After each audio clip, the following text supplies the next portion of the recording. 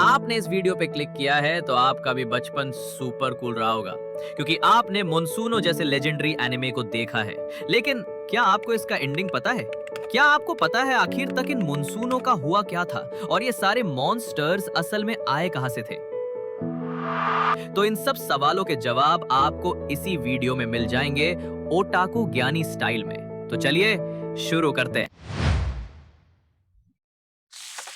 ये है एक ऐसी दुनिया जहां लोग मॉन्सूनो कोर्स नाम के गैजेट से जाइंट मॉन्स्टर्स को समन करते हैं। ये मॉन्स्टर्स यानी मॉन्सूनो अपने कंट्रोलर्स के साथ मिलकर लड़ते हैं, कभी दुनिया बचाने के लिए तो कभी उसे तबाह करने के लिए। और हाँ, इस दुनिया में साइंटिस्ट मॉन्सूनो का डीएनए मिक्स करके उन्हें और भी पावरफुल बना सकते हैं, जिससे उनके नए अपग्रेड्स, नई एबिलिटीज और कभी-कभी तो डेंजरस हाइब्रिड मॉन्सूनो भी पैदा होते हैं। और हमारी पूरी कहानी घूमती है चेस सूनो और उसकी कोरटेक टीम के इर्द गिर्द, जो अपने मॉन्सूनो दोस्तों के साथ पूरी दुनिया को खतरे से बचाने निकलते हैं।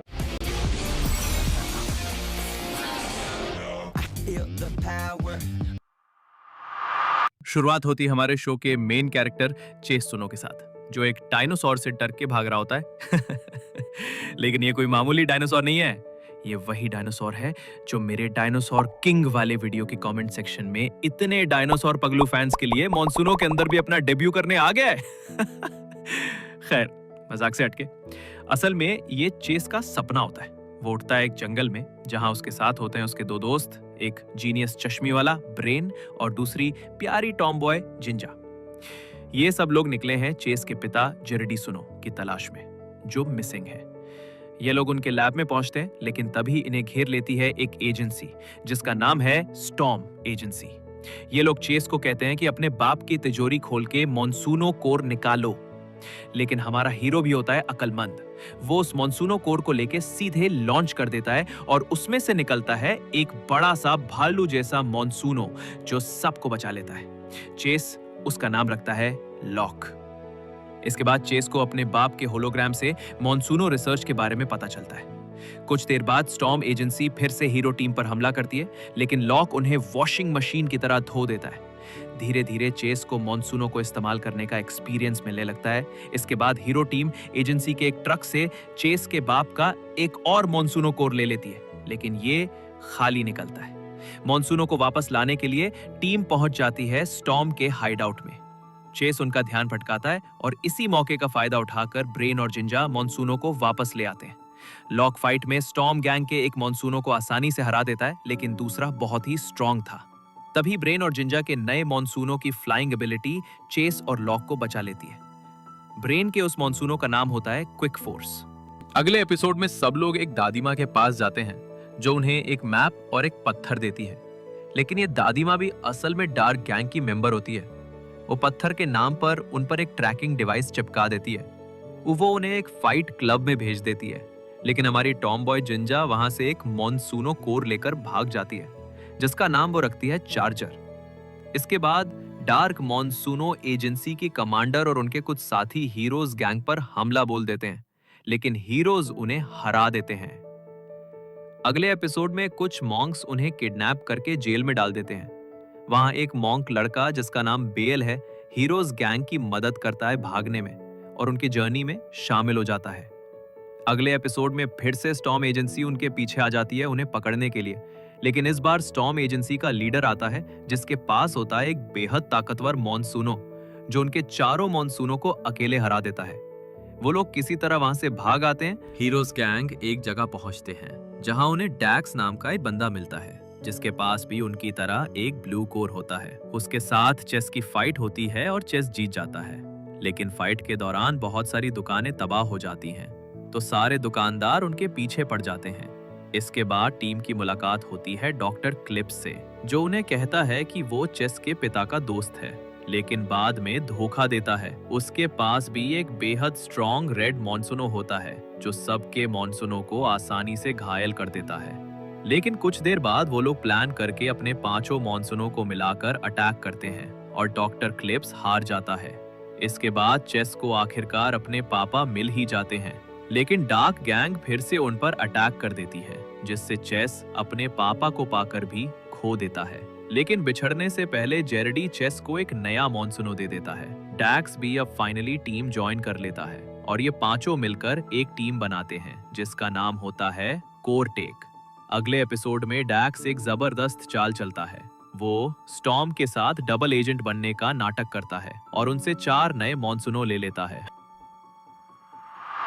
जंगल के अंदर एक एंशिएंट मॉनसूनो टेम्पल जैसा कुछ ढूंढते हुए जॉन एस के साथ कोरटेक टीम अचानक घिर जाती है।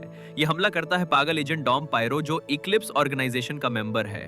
जॉन एस कोरटेक टीम को एक ऐसी जगह ले जाता है जो पहले मॉनसूनो एसेंस माइन हुआ करती थी और जिसे जेरेडी सुनो ने रन किया था, लेकिन अब ये बन चुकी है इक्लिप्स की रिसर्च फैकल्टी। कोरटेक टीम जहां जेरेडी से इंफॉर्मेशन लेना चाहती है, वहीं जॉन एस इस मॉनसूनो एसेंस को डिस्ट्रॉय करना चाहता है क्योंकि उसका मानना है कि ये बहुत डेंजरस है। इसी दौरान चेस, ब्रेन, जिंजा और बेल को एक विजन आता है। फ्यूचर में लॉक बेकाबू हो जाता है और तबाही मचा देता है। इस विजन को सोचते सोचते चेस पर एक स्टॉर्म सोल्जर अटैक करता है। चेस अपने मॉनसूनो एयर चॉपर से बैटल करता है और जीत जाता है, लेकिन तभी लॉक भाग जाता है। डेजर्ट में लॉक को जमीन के अंदर एक मॉन्सूनो वाइल्ड कोर मिलता है और वो उसका एसेंस अब्सॉर्ब कर लेता है। यही मौका देखकर एक former storm agent Jack Lock को अपने काम के लिए यूज करने लगता है। जब चेज और बाकी टीम जैक और लॉक तक पहुंचते हैं तो जबरदस्त लड़ाई होती है और जैक लगभग जीत ही जाता है अपने मॉन्सूनो फ्रीडम स्ट्राइकर के साथ। चेज फिर एक स्पेशल लाइब्रेरी जाता है एक एंशिएंट बुक लेने जिससे वो लॉक के साथ अपना बॉन्डिंग ठीक कर सके, लेकिन बुक मिलते ही उसे डॉन मास्टर चुरा लेता है। चेस और बाकी टीम उसका पीछा करते हैं और आखिरकार चेस बुक वापस ले आता है, हालांकि वो खुद कैप्चर हो जाता है। बुकमैन लॉक को अपना मॉनसूनो बनाने की कोशिश करता है, लेकिन ये काम नहीं करता। इसके बाद कोरटेक टीम पहुंचती है the valley of the 5 tribes, लेकिन वहां स्टॉर्म और इक्लिप्स भी पहुंच जाते हैं। बेयाल के एक विजन से चेस को पता चलता है कि उसकी मॉम सोफिया जिंदा है। आंसर पाने के लिए चेस डैक्स को मजबूर करता है कि वो उसे जेरेडी के पास ले जाए, लेकिन डैड सन की मुलाकात के बीच स्टॉर्म हमला कर देता है। डैक्स बाकी टीम को जेरेडी के बारे में बताता है और इसी से ब्रेन को जेरेडी की असली प्लान का पता चलता है। जैक के एक अटैक के दौरान वो अपना मिशन पूरी तरह टीम को और फिर पूरी दुनिया को बता देता है।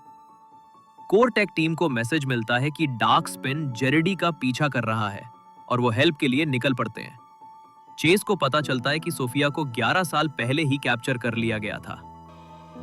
This was hers. I love you, son. Unfortunately storm एक बार फिर जेरेडी को कैप्चर कर लेता है। चेस की प्लान के अनुसार टीम जेरेडी को छुड़ाने के लिए निकलती है। जेरेडी और टीम जब आखिरी फेल सेफ डिवाइस लगाते हैं तभी इक्लिप्स अटैक कर देता है। फाइट के दौरान उन्हें पता चलता है कि जॉन एस इक्लिप्स के एक्सपेरिमेंट से मॉनसूनो के रूप में दोबारा जन्म ले चुके हैं और जेरेडी फिर कैप्चर हो जाता है। जैक को डाइवर्जन के तौर पर यूज करके और डॉन मास्टर की हेल्प से चेस इक्लिप्स के हेडक्वार्टर्स में घुसता है अपने डैड को आखिरी बार छुड़ाने के लिए, और फिर शुरू होती है all out battle. Eclipse Organization versus Cortek versus storm.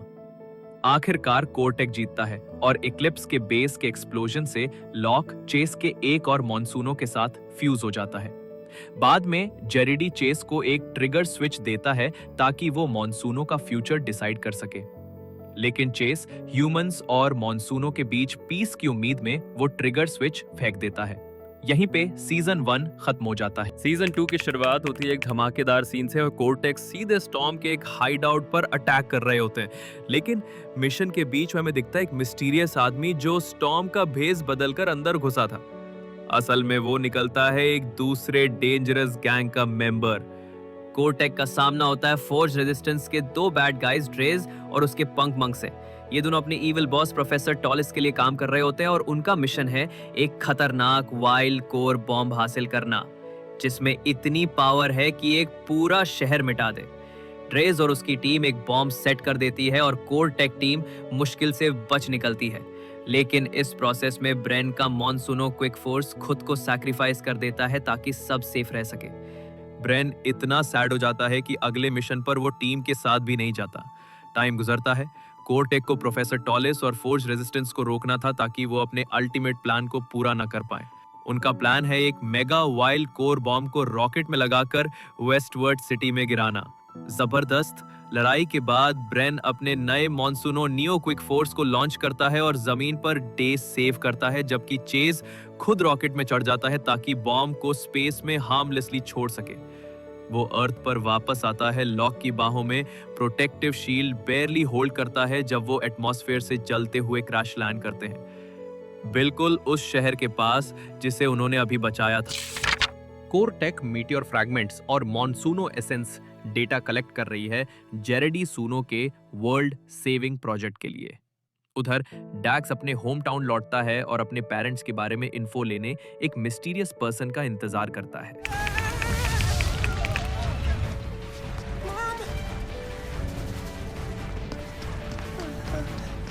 लेकिन वो निकलता है डॉम पायरो, जो उसे ट्रिक करता है ताकि डॉक्टर इक्लिप्स उस पर एक्सपेरिमेंट कर सके और उसे म्यूटेट करके टॉक्सिक डैक्स बना सके। कोरटेक उसे ढूंढने निकलती है और इंटेंस फाइट के बाद लास्ट सेकंड में डैक्स को बचा लेती है। डॉक्टर क्लिप्स अब अपना नया एक्सपेरिमेंट रिवील करता है, नंबर 6, जो उसका टीनेज क्लोन है और उसे कोरटेक को डिस्ट्रॉय करने भेजता है। पंक मॉन्क्स को हंट करते हुए कोरटेक 6 से मिलती है और उसे साथ ले आती है। इसी बीच चेस को अपनी मॉम के वार्निंग वाले विजन्स आते हैं।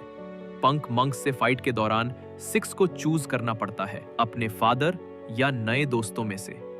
वो अपने फादर को चुनता है और चेस को डबल मॉनसूनो अटैक यूज करके जीतना पड़ता है। बाकी टीम नाराज होती है, लेकिन चेस समझता है कि 6 बस अपने फादर को बचाने की कोशिश कर रहा था और उसे जाने देता है। जेरेडी रिवील करता है कि लॉक असल में एक लिंच पिन है जो ह्यूमंस और सभी मॉनसूनोस के बीच ब्रिज है। डॉक्टर क्लिप्स से अपने क्लोन्ड सन 6 और डॉम पायरो के साथ मिलकर लॉक को चुराने और चेस को खत्म करने की कोशिश करता है। फौज के साथ बैटल के दौरान चेस अचानक द हैंड ऑफ डेस्टिनी में टेलीपोर्ट हो जाता है ताकि वो उसका एनर्जी चुरा सके। अनएक्सपेक्टेडली बेयाल भी वहीं पहुंचता है और दोनों को नए विलन्स के खिलाफ दिमाग लगाना पड़ता है।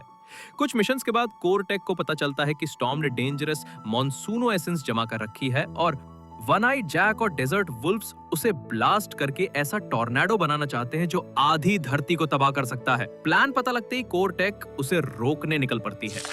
स्टॉर्म स्पेशलिस्ट अल्फा प्रूफ करना चाहता है कि वो चेस से बेटर मॉनसूनो कंट्रोलर है और उसे ताव कागा के साथ फाइट में चैलेंज करता है। कहानी आगे बढ़ती है।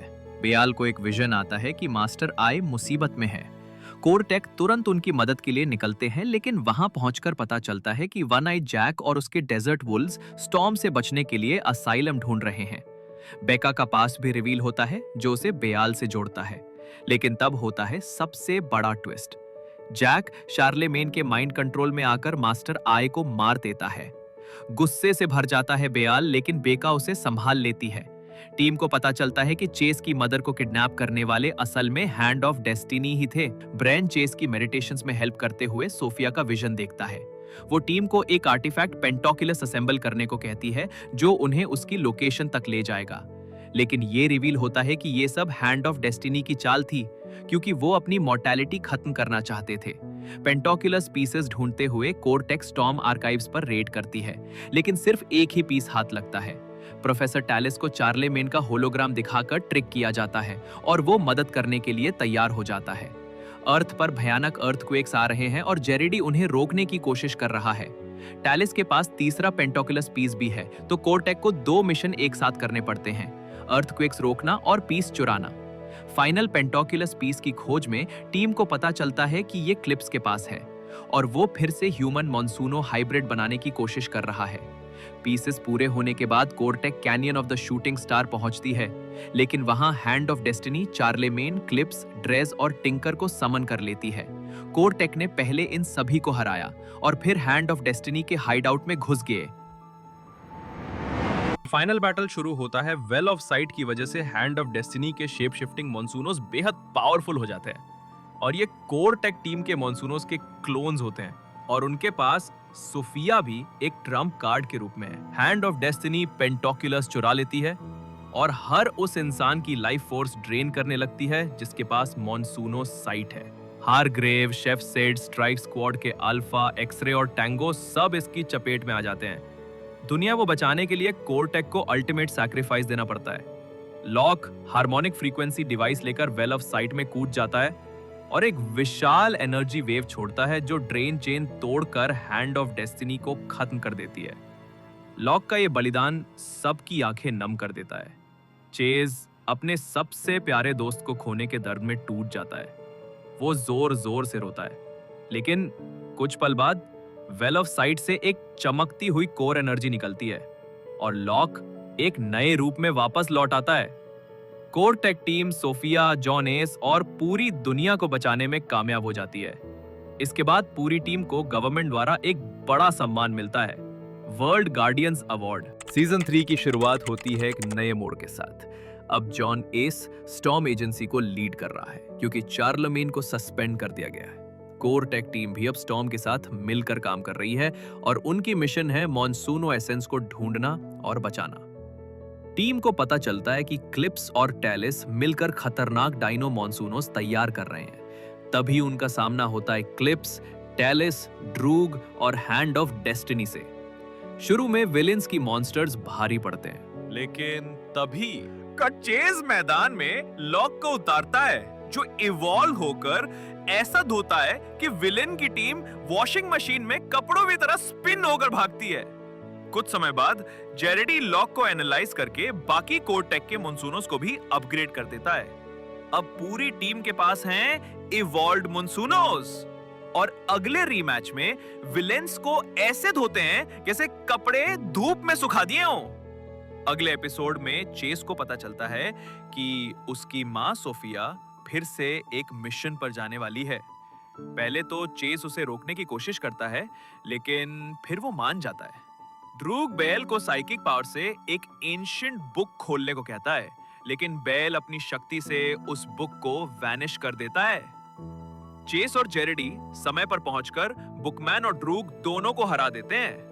कुछ समय बाद कोर टेक को आउटर स्पेस भेजा जाता है क्योंकि स्टॉर्म की स्पेस स्टेशन पर हमला हुआ है। वहां टीम को क्रीपी एलियन टाइप मॉनसूनो से लड़ना पड़ता है और स्टेशन को दोबारा ऑर्बिट में स्टेबलाइज करना होता है। फिर आते हैं कुछ और एक्शन हेवी एपिसोड्स और फिर आता है फाइनल डे, पूरी सीरीज का आखिरी संग्राम। अब रिवील होता है कि ड्रूग ने हैंड ऑफ डेस्टिनी को धोखा दे दिया है और उनके सारे मेंबर्स को कैप्चर कर लिया है। अब सामने आता है कि ड्रूग असल में अर्थ से नहीं है, वो एक एलियन है जो पूरी पृथ्वी से मॉनसूनो एसेंस को मिटाना चाहता है। ड्रूग अपनी एलियन टेक्नोलॉजी से क्लिप्स, सिक्स, चेस और जेरेडी को एक ज्वालामुखी वाले आइलैंड पर टेलीपोर्ट कर देता है ताकि वो वहीं खत्म हो जाएं। लेकिन चेस फिर से हीरो बनता है और सबको बचा लेता है। ड्रूग की फाइट होती है चेज और क्लिप्स के साथ, लेकिन ड्रूग हार जाता है। लेकिन एक सांप कभी पालतू नहीं हो सकता। क्लिप्स अचानक चेस पर हमला कर देता है, लेकिन टाइम पर कोरटेक टीम वहां पहुंच जाती है और उसे हरा देती है। इसके बाद चेस लॉक की मदद से ड्रूग के इविल प्लान को रोक देता है। ड्रूग समुद्र में गिरकर हमेशा के लिए गायब हो जाता है और उसकी इविल जर्नी वहीं खत्म हो जाती है। स्टॉर्म एजेंसी क्लिप्स और सिक्स को अरेस्ट कर लेती है और यहीं पर मॉनसूनो का सीजन 3 एक एपिक एंडिंग के साथ खत्म हो जाता है। तो दोस्तों, ये थी हमारी पूरी मॉनसूनो स्टार्ट टू एंड की कहानी। एक्शन, दोस्ती, सैक्रिफाइस और एकदम धमाकेदार बैटल से भरपूर। अगर आपको भी बचपन में मॉनसूनो देखने का वो थ्रिल फील हुआ था तो जल्दी से लाइक बटन दबा दो और कमेंट्स में बताओ तुम्हारा फेवरेट मॉनसूनो कौन सा था। और हाँ, ऐसे ही नॉस्टैल्जिया, एनिमे और चाइल्डहुड वाइब्स के वीडियोस देखते रहने के लिए सब्सक्राइब कर दो हमारे चैनल ओटाको ज्ञानी को और बेल आइकन दबाना मत भूलना ताकि अगली बार भी हम आपके बचपन की यादों में फिर से मैजिक भर सके। तो मिलते हैं अगले वीडियो में।